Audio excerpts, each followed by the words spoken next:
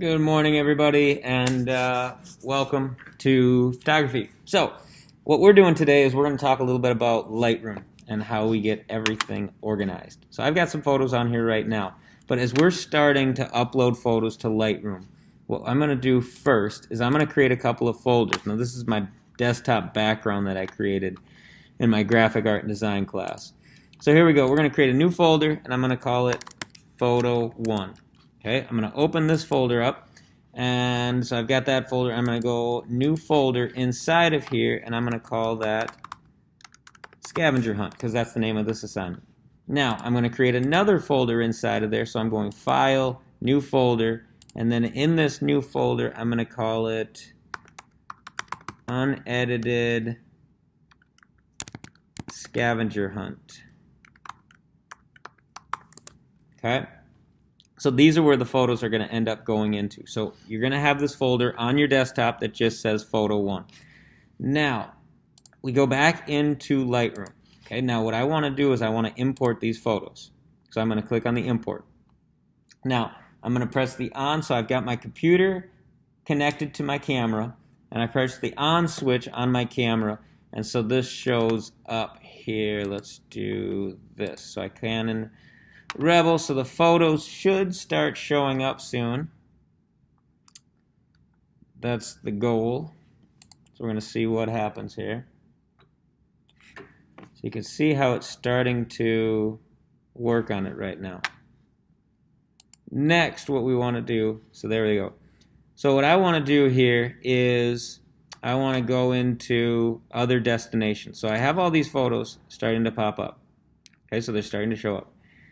I want to go into the Macintosh hard drive right here, and I want to click other destination. Now I want to go back into desktop and then find photo 1, find scavenger hunt, find unedited scavenger hunt. Okay, so this is where all of my files from this assignment are going to go. So I click choose. Next, this is usually unchecked, so check this box, and then I want custom name sequence.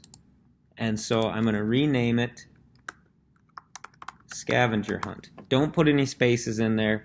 I always put a capital so I can read the difference between the letters so I know what it is. So scavenger hunt. So it says custom name sequence, and the sequence means all of these photos are going to be scavenger hunt -1, scavenger hunt -2, scavenger hunt -3, scavenger hunt -4, and so on all the way down. And so what I'm going to do is now I've got scavenger hunt, destination, we're good. I've got it in the right spot right there, and so we're all set. And so now I'm going to check all of these. So we got a ton of photos taken here, and I'm going to hold shift. Now I can uncheck all or I can check all, but make sure that you have them all selected and checked. Okay, so the process goes like this, and if I don't want to select any of them, that's fine. So I click on here, scroll all the way down, and you can select any ones that you want. I'm just selecting all of them, and then I'll go check all. Good. If I uncheck it, then I check it, and then I'm going to import. Okay, so now what's going to happen is my import is going to start showing up. And so here we go. On my desktop, I've got this, and now the images are starting to show up. And so gradually, as they're uploading and importing into my camera, then I can start editing them. Now down here, this is my film strip. So all the photos are going to start showing up right on here.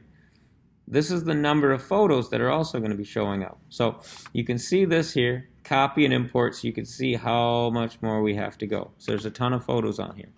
Then once we're done with those, as they're editing, we go into develop, and then you can start editing some of these photos. So we'll try this guy for right now. And as you're working on it, you can start cleaning the photo up as much as you want to. Maybe warm it up a little bit. Maybe add some vibrance to it. Not too much because it looks a little bit goofy, but just a little bit. And then the colors start to boost just a hair. Now if I want to get rid of some of the area around it, you can just kind of darken it there and see what happens. So those are some simple little edits that I've made so far. If I want to crop it, I can do this. Maybe I crop in a little bit more, and now it's kind of a rule of thirds. Hit return. If If I want to go back into it, maybe I want to bring it back to where it was, and maybe I want to get rid of some of the extra stuff on the left side. Okay? But I'm going to get rid of that because I kind of like the leaves on the right side, or on the left side. Okay, and then hit return.